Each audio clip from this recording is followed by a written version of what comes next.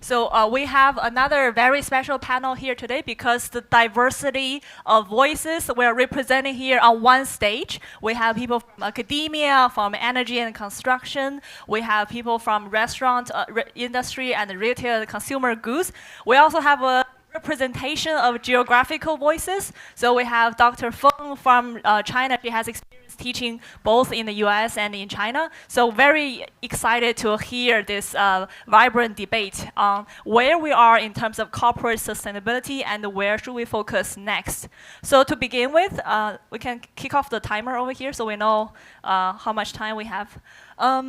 I want to start with a round of self-introduction. So maybe I'll let the speakers introduce themselves to the audience, tell us a little bit more about your career development, and maybe add one more fun fact that people cannot find from your LinkedIn profile, why you're passionate about this topic, and what other passion projects do you have? I'll start with Angeli. Hi, everyone. You've already heard from me, Angeli Patel, Executive Director at the Berkeley Center for Law and Business. Fun fact, along with what I've already shared about my personal life, which is a lot at this point, I'll say I started my own puzzle company about 2 years ago, and it's just really a fun project to design and build puzzles. So I did not know that. That's so fun. Hello, everyone. My name is Lincoln Bleveans. I'm the Executive Director for Sustainability, Utilities, and Infrastructure at Stanford. So I'm not on the academic side, I'm on the operations side. I've been in the global power business for about 30 years now, all over the world and all over the value chain. And my passion is the startups that I advise, energy tech startups in India and Europe and here in the US. Fantastic. Great to have you, Lincoln. Hello. I'm Tilly Feng. I'm now a visiting scholar in the Stanford Center on China Economy and Institutions. I have been working in China in the University of Electronic Science and Technology of China for over 15 years. I started my research on the philanthropy, corporate social responsibility from my PhD program, and actually it's around 2008. That is the earthquake in Sichuan province. My university located in Chengdu. So I was going to tell one thing. I actually, my PhD hypothesis is about corporate philanthropy. Actually, I'm a fundraiser when I was first fundraiser when I was a junior school. And at that time I never know I'm gonna do research about donation, about philanthropy. That's fantastic. Thank you for sharing that. All right. I'm Jeff Sokol. I'm the Director of Sustainability at Nu Skin. Nu Skin is a global wellness and beauty company, direct-to-consumer sales of consumer goods. Operate around the world. Personally, I've worked in sustainability the last 18 years, working both on the nonprofit side as well as at a medical device company. So I've got a bit of range of experience in the sustainability fields. Personally, I am a passionate mountain biker and skier. I'm from Salt Lake City, so I live there near the mountains and have great access. So I can get up and recharge in the mountains and come back ready to fight some of those sustainability battles. So. Yes, Jeff joined us from Utah, so let's show some Bay Area hospitality by welcoming Jeff to the Bay Area. Also wanted to add, when I was younger, I was a fundraiser for Force for Good Foundation by Nu Skin. So when I was back in China, when I was really little, I was raising money and organizing events to save money to donate for Vitamil, which is how I knew Nu Skin, and I'm still a passionate brand affiliate of Nu Skin. So yeah, great to have you, Jeff, and keen to hear the Nu Skin story later. And yeah, over to you, Amy. Thank you for having me. My name is Amy, and I'm founder of 吃货. So we are a so I started this as a food media 14 years ago. I'm not sure if anyone have subscribed to called 吃货小分队. That's the thing that yes. I've done for about 14 years. So basically, that's a food media. That's the starting point of my business. My business model more on the B2B empowering platform, helping the Asian restaurant in expansion in the U.S. market.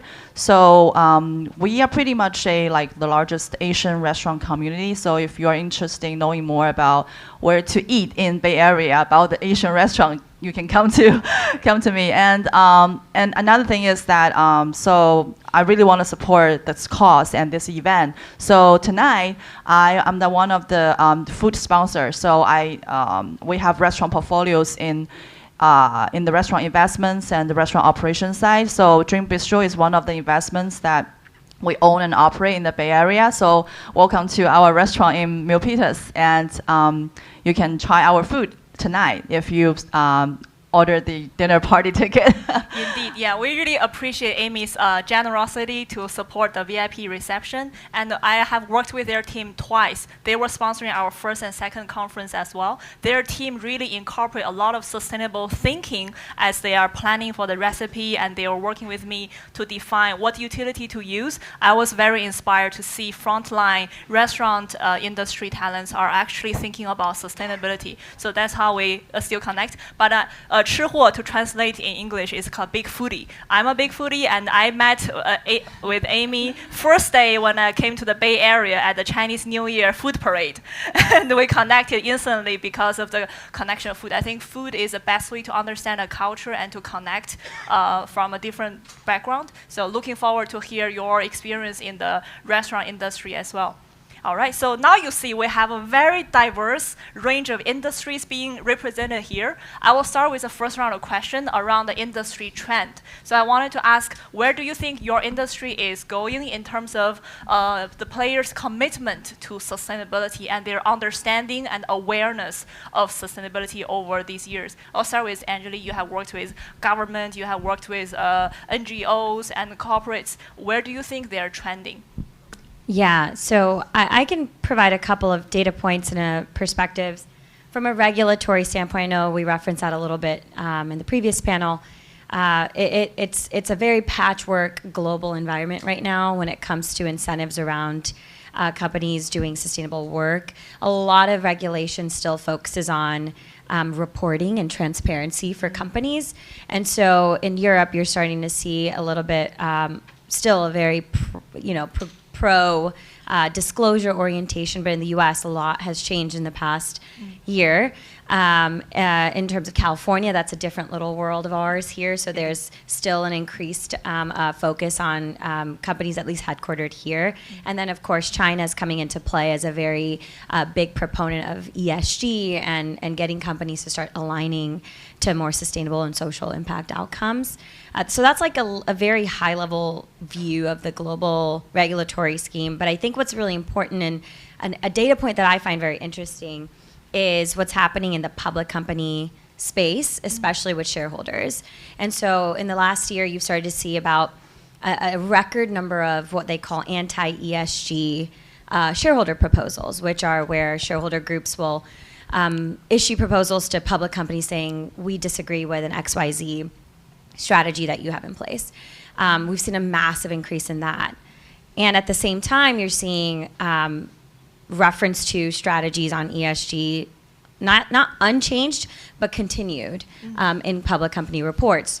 To me, what that signals is not that companies are succumbing to external pressures, but that they're cementing their strategies into things that work for them on the sustainability front. So there was a time where you started to see companies do anything and everything under the roof and under the sun on sustainability, even if it had nothing to do with their business strategy. But now you're starting to see companies cement their strategy into what works for them in sustainability. And to me, that's a very cautiously optimistic output. And so, I think that there is a grounding, if you would, of a commitment to sustainability. Like a customized adoption of ESG concepts rather than blindly taking everything. We're moving from virtue signaling, I think, to I think this works for me, I don't think this works for me, so let me focus on the thing that does. That's also a way of growing awareness, right? So we're just getting into the meat of it now. that's great. Yeah, over to you, Lincoln. Great. I can speak in particular to higher ed universities in California, as well as utilities. And my general outlook is like Angeli, is cautiously positive and cautiously optimistic. And I say that I explain that in kind of a math equation.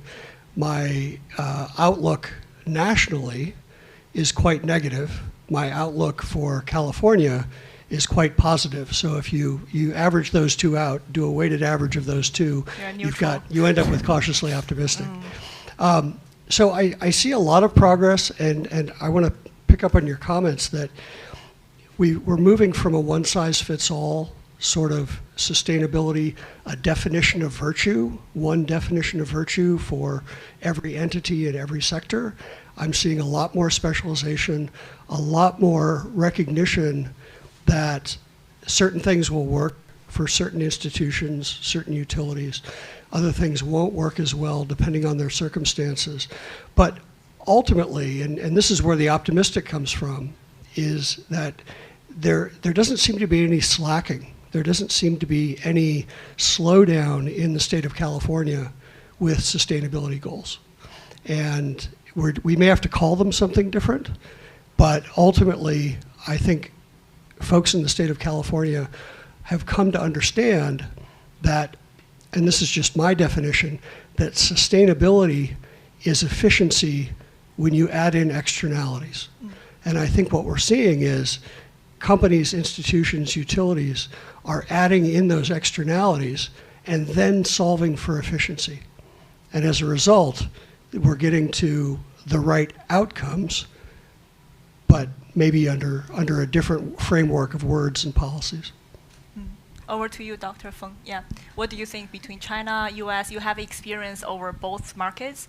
Where do you think we are trending in terms of understanding and commitment to sustainability? Thank you.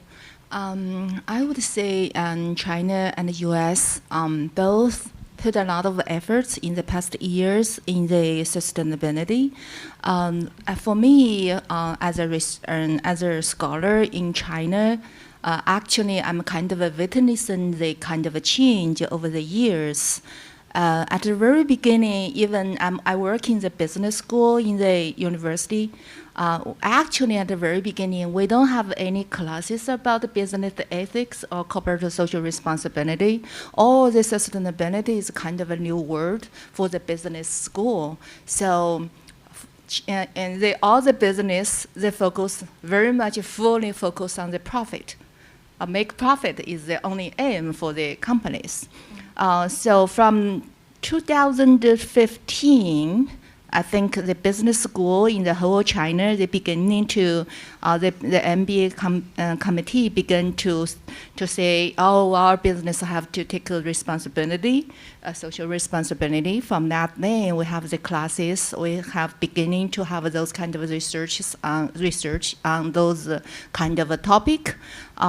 So usually the corporate social responsibility development includes 5 stages. At the very beginning stage is like defensive. It means take the corporate social responsibility as a burden, as a kind of trying to avoiding those pressure or those burden. So the second stage actually is a kind of following the law, just meet the law requirement, appliance. That means that stage. So the third stage as kind of a risk management. It's kind of a risk management. The fourth stage is a kind of a strategic CSR. That means you align those corporate social responsibility into your business goal. The fifth is a kind of transformative. That means the business is set up for try to solve in the environment and as well as the social problem solving as a business core value. So I would say I'm kind of a witness this Chinese company from the very beginning stage to never ignore the environment and the social issues. They're beginning to transfer to kind of at least meet the law and meet the requirement. So Chinese corporate responsibility, we kind of corporate sustainability strategy mostly are kind of policy driven, like China issue a lot of environment, those kind of policies.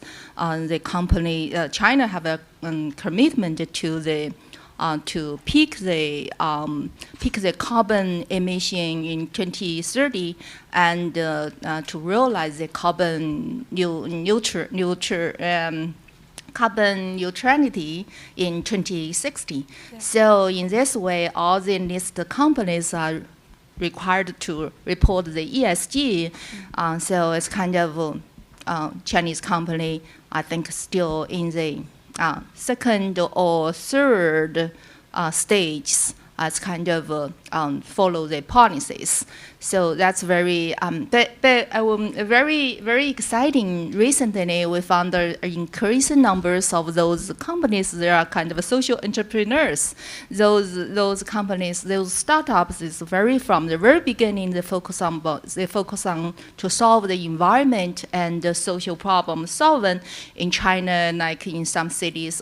And it's very exciting. Seems they directed from the reach the kind of a transformative stage. So maybe I will talk a little bit about the You'll U.S. be more later. excited. We have 8 startups all around the ESG and sustainability social enterprise area. They will be presenting later. I think you'll be glad to see them. Yeah, I'm very excited to see them. Thank you. And then over to you, Jeff, in the retail. So in at least on the beauty side of things, I sit on the board of a group, a life cycle scoring initiative of many brands that have come together for a united scoring system, and we've not seen any erosion on consumer demand for environmental and social sustainability. Consumers still want to buy from brands that care about the environment and care about people. Now, what we have seen is like a new level of seriousness and like a level of sophistication where consumers are very much seen through simple claims. They want to see substantiatable claims, and they want to see real action.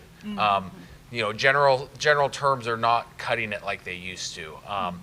The other thing we're seeing is there's survey work has been done that about 2/3 of consumers have a preference for sustainable products, and that the traditional number is just around 10% is what they pay 10% more for sustainable goods. Now, in this inflationary environment, are they still going to pay that 10%?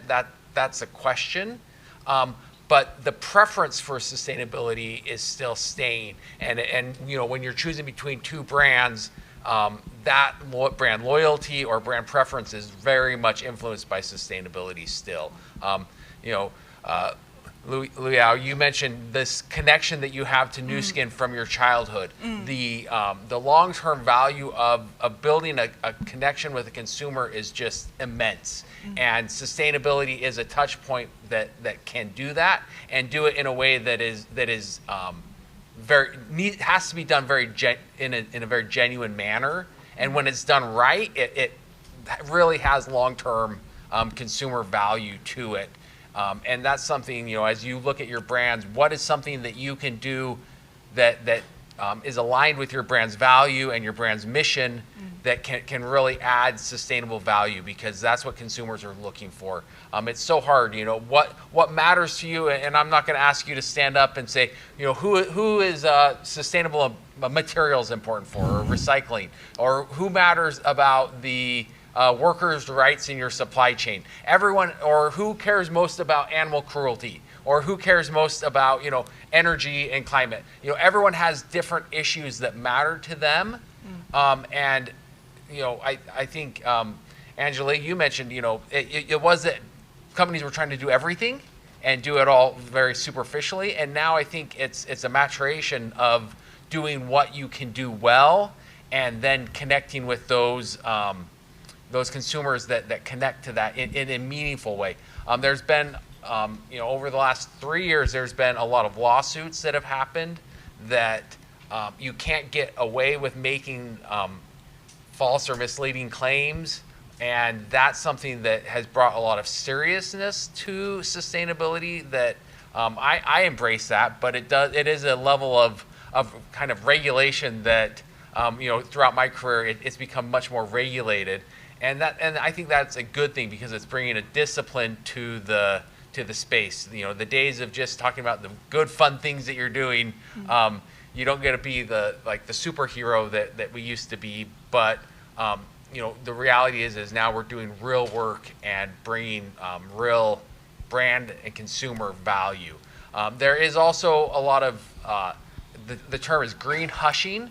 A lot of companies are talking less about their corporate endeavors, but they're still doing them. And they're talking about them in ways that are more connected to that corporate mission or the brand product value. So like I said, I'm very excited about this maturation, and it's a challenging moment, but it's like going to the gym and working out. It's something that you leave stronger, and so I'm enthusiastic about and optimistic about the resilience and the strength that will be grown through this period into the future. That's fantastic. Now over to you, Amy. Well, thanks to, I think I really agree the previous speaker when talking about the attitude. So first of all, I think I'm very lucky as a first generation immigrant. I immigrated to California. So I think California is really unique, and when it comes to, revolutionize a lot of industries.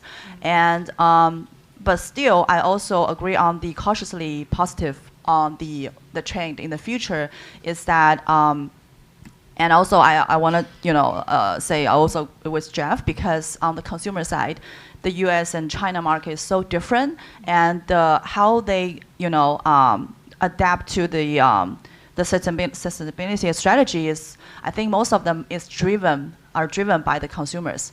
And from my point of view, I think the consumer in the U.S. market, they're more concerned about the sustainability, about the environment. However, when as an Asian myself, I agree with the Asian market.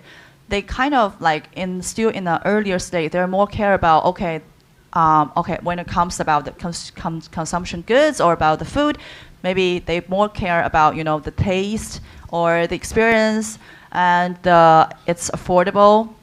But they are less concerned than the U.S. consumers when it comes about do you use the recyclable goods or sustainable or environmental friendly materials. So as a result, the U.S. brands, they are more mature when it comes to the social responsibility and how much effort they put onto their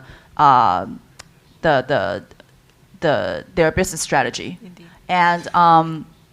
And as a business owner myself, I think there are still some realistic problems I have to solve before I can put more effort on the sustainability, effort. Because when I open restaurants, to be honest, I still use plastics when it comes to the to-go boxes and those products, because when it comes to the supply chain, because I haven't got into when I compare price, because a lot of supply chain are from China, and for a certain time of period, we use, for example, biodegradable materials like plates and to-go boxes, and most of them are from China. Like they use cornstarch or cane sugar fiber. They use those to make those packagings.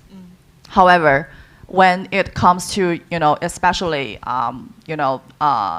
for now, when Trump say about the tariffs and all the goods from China, they kind of stopped all the logistics. So we have to buy local. Then we have to buy those plastics. Yeah. So it's kind of the idealism and the realism. There are some conflicts, but.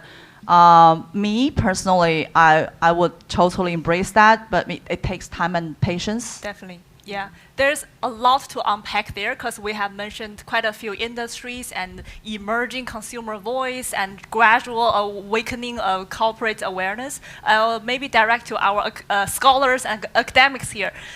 Do you think the observations mentioned in various industries, does it echo what you have heard from the research? Does it echo what you have seen at a bigger picture?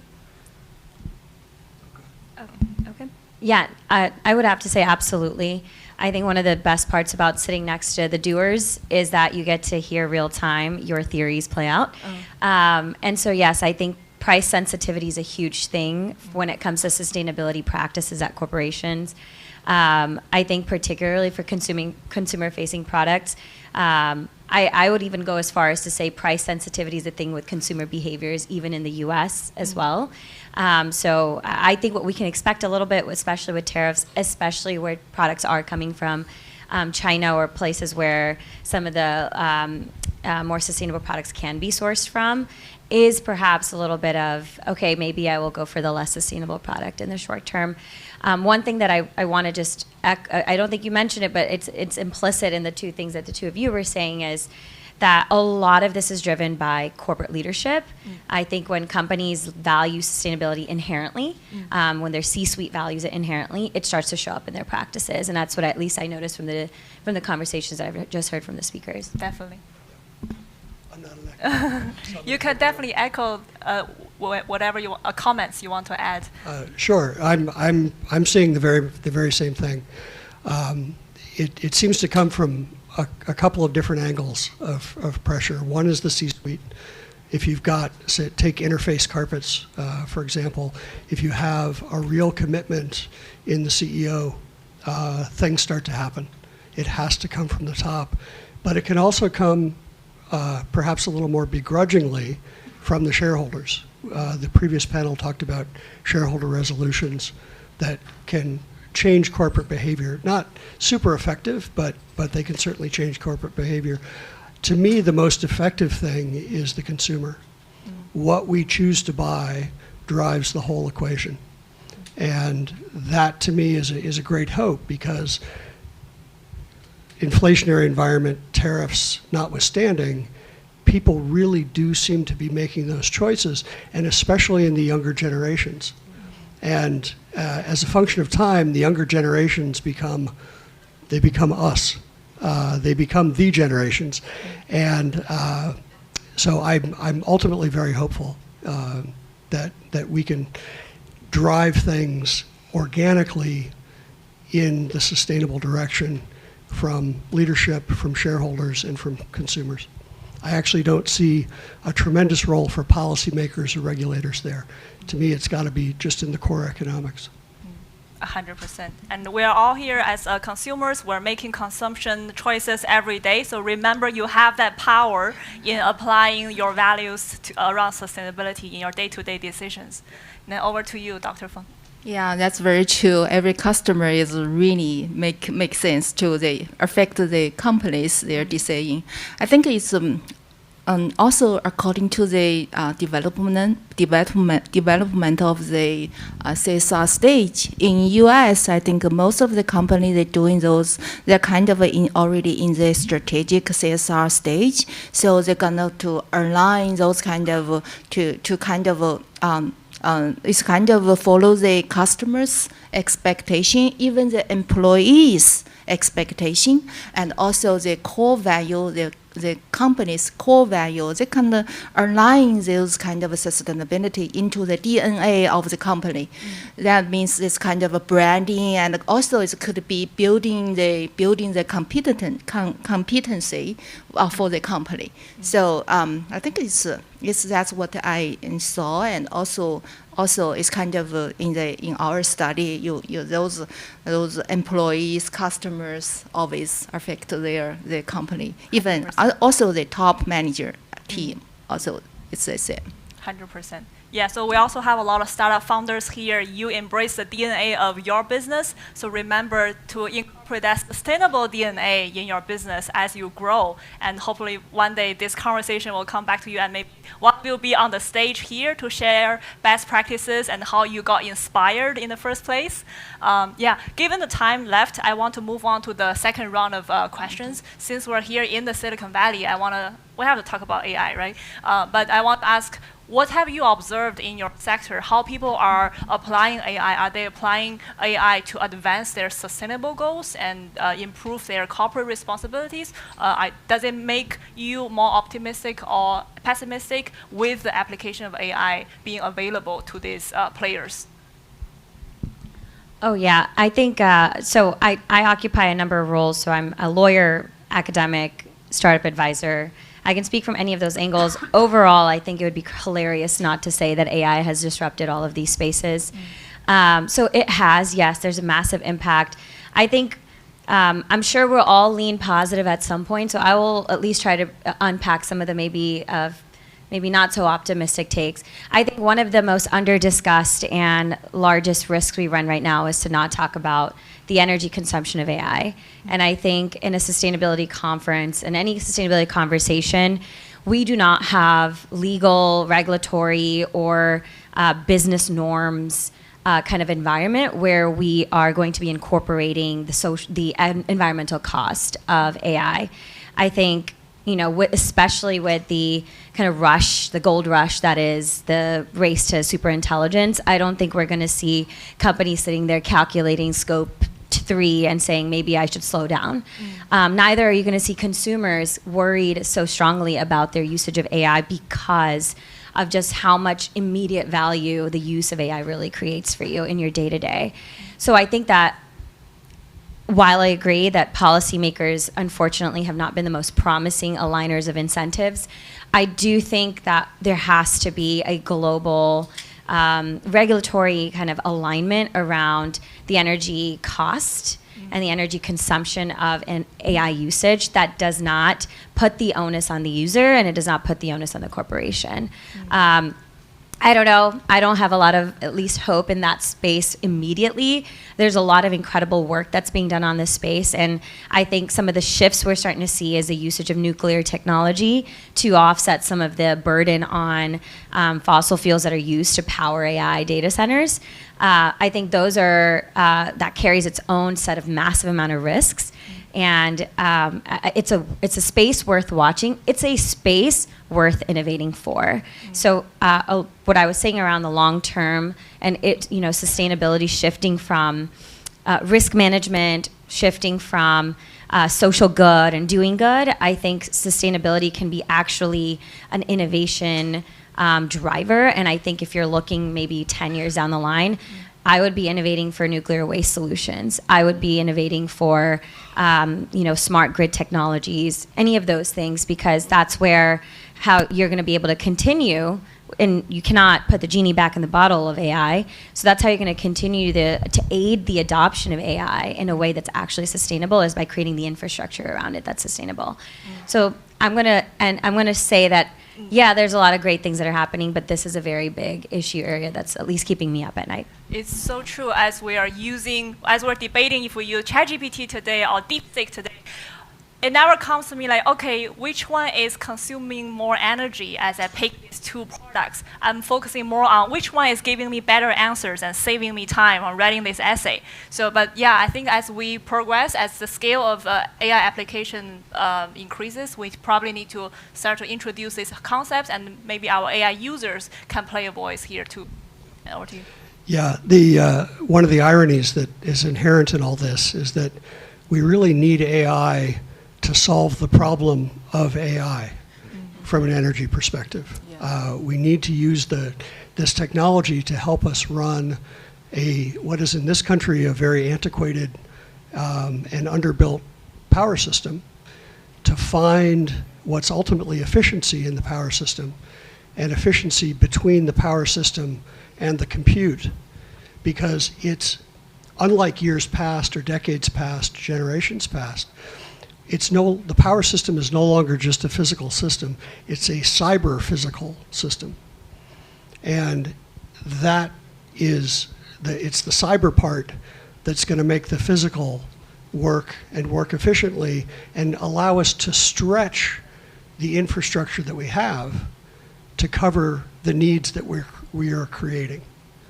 So I see a really important role for AI in that, and really not just in the bulk power system, not just generation and transmission, but distribution systems and behind the meter at customers, whether it's a data center or a corporation or your house or charging your car, using AI to optimize all the way across that value chain. That to me is a tremendously large and tremendously complex challenge, but that's how we do all this without building transmission lines down every street, and really stretching what we have and making use of what we have. Lincoln, you'll also be glad to hear one of the startups is already focusing on using AI to improve energy distribution. Break will be presenting later, so looking forward to connect you both. All right, over to you. Yeah, I'm extremely agree with Angie and what name? Jeff. Lincoln. Yeah. Yeah. So it's really very true. I just wanted to add, two more things. Yeah, definitely they use the AIs can do the product lifelong life pattern to also can kind of forecasting the climate change pattern, and also it's kind of used quite a lot in the university. One of the case I think I would like to mention, like Tencent. Tencent put 100 billion RMB. That means 15 billion US dollars to set up their sustainable social impact SSV, so sustainable social impact apartment there. So it's kind of 15 billions there. They have put 300 labor force in it, and also focus on, they have a lot of collaboration with the university, like Tsinghua University set up a kind of a sustainable school there. So they use they focus on those climate change, new energy, and as well as the education, innovation, those things. So the I think Tencent is also one of the AI leader in China. They collaborate with the DeepSeek to put it into the WeChat. So this they also use that to doing the for public wealth for the 99 given day, or like that, to involve billions of people getting into the social issues that care about the social impact. Yeah, thank you. Yeah, so as an in-house sustainability practitioner, data collection and data quality and reporting is a huge time suck of what we do. It's important, but it distracts us from being able to do, at least me, from being able to do impactful projects. So AI has a lot of promise of being able to collect that data and integrate it in ways that hasn't been done before. I'm hearing, every software solution vendor that talks to us, comes into proposing an AI solution. They're not great yet. There's a lot of promise there. Personally, I'm using it to screen a huge number. We have 18,000 ingredients in our products. I know which ones have the biggest risk, but I don't know what I don't know. And I can very quickly screen huge numbers of ingredients, looking at sourcing regions, looking at labor profiles of some of these supply chains and ingredients using AI, and that's something that I'm excited about and using it for. So the ability to simplify data collection and processing is just immense, and being able to reorient that effort into more meaningful spaces. That's fantastic. So when it comes to my industry, regarding restaurant and retail, I would say I definitely see there's a force driving all the industry to adopt the AI revolution, because restaurant industry is such a people business, and it's very operational heavy, and it has to show the hospitality in the front of house, and it has to have the people cooking in the back house. But because the labor force, it's so hard to it has too much difficulties in the current situation. I will see the restaurant owners and the business leaders in the industry has to really to take those the new technology to help them. For example, there's like a AI HR solution software. It automatically, okay, you have a resume. You wanted to hire like a store manager or a shift leader, and it will automatically to send to thousands of websites and to filter those resumes with AI technology. So it definitely improved the efficiency. And when it comes to the front house, there are a lot of bigger chains like for example, Chick-fil-A or Wendy's. They just use AI robots to take orders. There's no real people in the front, and they can just recognize what you want to order, and they can just order by those technology, by those robots. So I can see there's a lot of changes. However, on the other side, I think it still got a lot of challenges because the people in the restaurant industry, they're not tech savvy. No. So when it comes to you wanted to change the industry by AI solution or software or hardware, it has to be very, very friendly to those blue collars and those daily operators. So, but I'm personally very optimistic about AI helping this the industry getting better. And another point, another side of my other, so I am still a content operator. I use GPT to prepare for my today's topics. So I love GPT. I think that really helped me a lot. Adopting a use of AI. That's fantastic. Yeah. Right. Given the amount of time we have left, I wonder if the audience want a Q&A or I can ask one more question. Very passionate audience. I love it. So, okay, we'll take one question. Okay, we have 5 minutes left. The person in the middle, please.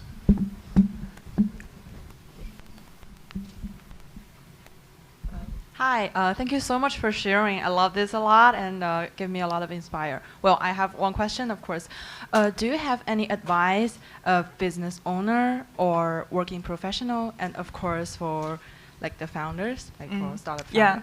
It was also a question I wanted to ask too. So for our audience to take away, if you can share like one line of advice for people who are like young professional students or people who don't come from the ESG background. What is the one line of advice? Yeah, I'll speak to the founder experience, and I'll say, especially if you're well on your way in building your company, just remember that you are also a citizen at least in the U.S., and that you have a voice.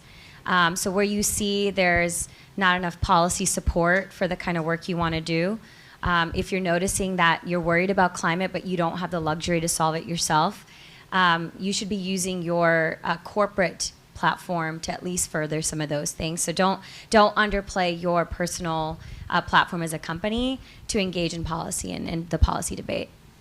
I love it. Great.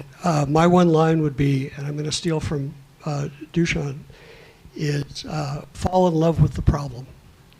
Fall in love with the problem, because every single challenge that we have in the sustainability space is wickedly complex, in the scientific sense of the term, wickedly complex.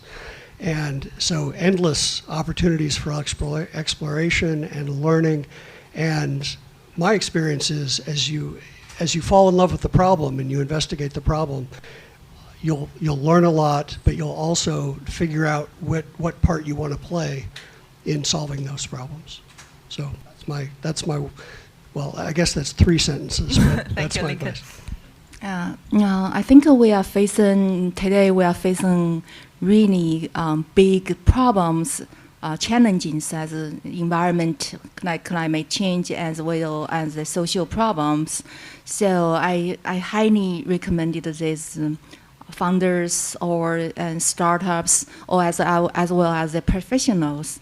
They think beyond the traditional business and think about solving those social problems, the environment into your work and into your startup. Set up a kind of a social venture. You not only create today's value, you are also creating the kind of a future resilience and inclusive society.